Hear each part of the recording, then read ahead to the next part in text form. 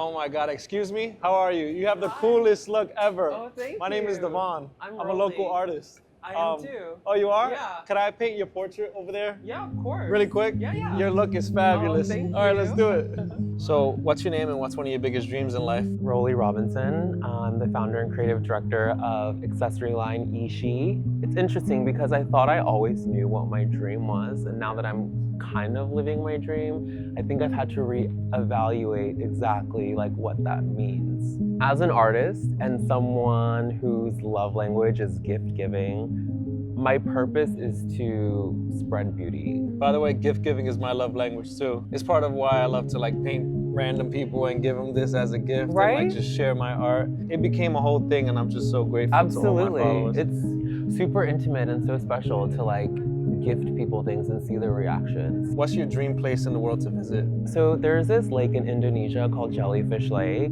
And jellyfish are like one of my favorite animals. I actually have a tattoo of one on my rib. Because there's no predators in this lake, the jellyfish do not have the capability of stinging. Yeah. So you just flow with like millions of jellyfish in the middle of this lake that's like completely surrounded by forest. That's amazing. That's so fascinating. I never knew about that. I like to customize all of the backgrounds to be personal to the person, so I'm gonna do a bunch of jellyfish around. Yes. Yeah. Oh my God, please. That's my dream. I lied. My dream is to be completely surrounded by jellyfish, actually. That's so funny. Thank you for helping me find my dream. Every time I think of jellyfish, I think of that one SpongeBob episode when they're dancing in the house. You ever seen that? Iconic. Iconic. Yeah, and as a kid, I used to always feel like I was SpongeBob, and then I heard everyone else say that, and I was like, oh, I thought I was like unique, but there's no original experience. Right, right. Oh my God, it goes like back to that phrase where like no one is special, right? Yeah.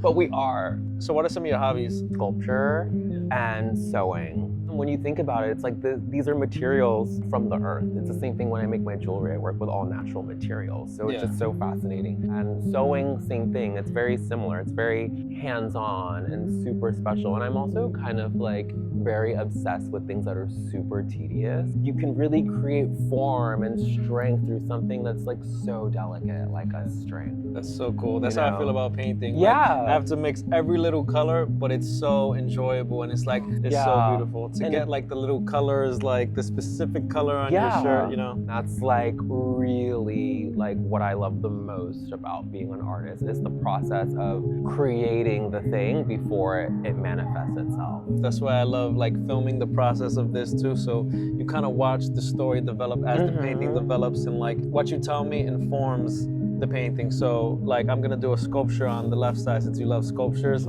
And when I was in high school, I was obsessed with like getting better at my technique. So I used to go to the Met and draw all this Greek sculptures. I was like an art nerd. Or I would go to Columbus Circle, and across the street, there's like these sculptures I used to draw like every day. Because I went to the High School of Art and Design, and then they were like, anybody wants this internship? And nobody raised their hand. I was like, I want it. Because I was obsessed with this book called Outliers. And it was about like putting in 10,000 hours. So I was like, I gotta put in 10,000 hours. I was like a fiend. So where'd you grow up? Tennessee. Yeah. I'm a Southern Belle. I was born in Fort Lauderdale, Florida. And when we moved, we lived kind of like off the grid a little bit. And we lived in this tiny little town called Sevierville. Yeah.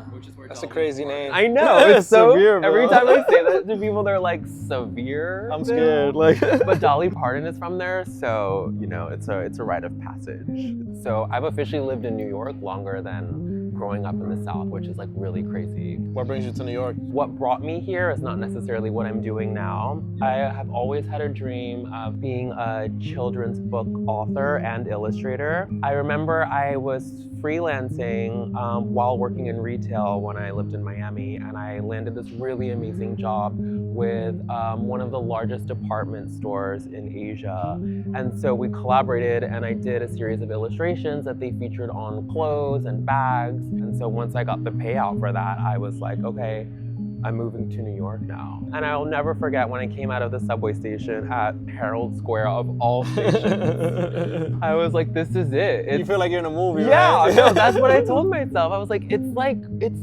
being in a movie, but like something else. It's so much more. I love your style, by the way. So what inspires your fashion? I always like revolve the outfit around like one thing. It really is kind of just like this melting pot of like my entire life manifested as an outfit. I've always been a dreamer, and I've always played and imagined things. And honestly, I've never grown up, and I refuse to do that. It's how boring. Same here. You know, it's like, ugh. I'm always jealous of people that can express themselves through clothes because I'm terrible at it. Right now, my girlfriend's helping me like put things together. She's like, babe, try these fans. And I'm like, thank you, because it just doesn't naturally come to me. At least you've got someone, right? Yeah, for sure. I wake up and I think about painting. Life is so short, so like not having fun is like not an option for me. And through the way that I dress and express myself visually, like it's just so much fun. If you could give your 18-year-old self advice, what would you tell them? Continue dreaming, continue tasting the thing that you don't know is coming to you yet. You can do whatever you want, and you don't need the approval or opinions of other people.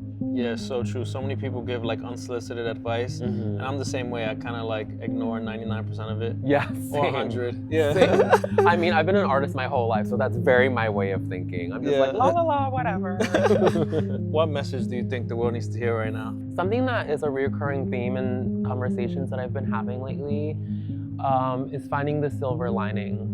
Whether it's, you know, a positive situation coming from a negative one. There's so much happening around us all the time.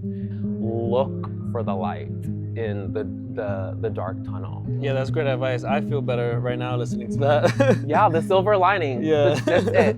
I've been saying these two words for so long now. Like I feel like it's a common silver line thread Yeah. in my life right now, and I think that is, yeah, I think that's my message. All right, Rolly, thank you for sharing your life with me. This is my interpretation of your life. Oh my god! So glad you like it. This is so cute. Thank you so much. So, you know, I got your life story, I got the jellyfish, I got the sculpture. So now you have to go visit the jellyfish. I am. And Oh my swim with God. them. You brought me one step closer to my dream. This is your manifestation. Oh my god. 2025, Thank your you. manifestations. It's so pretty. Thank you. Oh my god, I'm obsessed. Thank you so much. You Thank you, thank you. are everything. Thank you. You're And a I'm always gonna star. look for the silver lining. Always look for the silver lining. Keep smiling.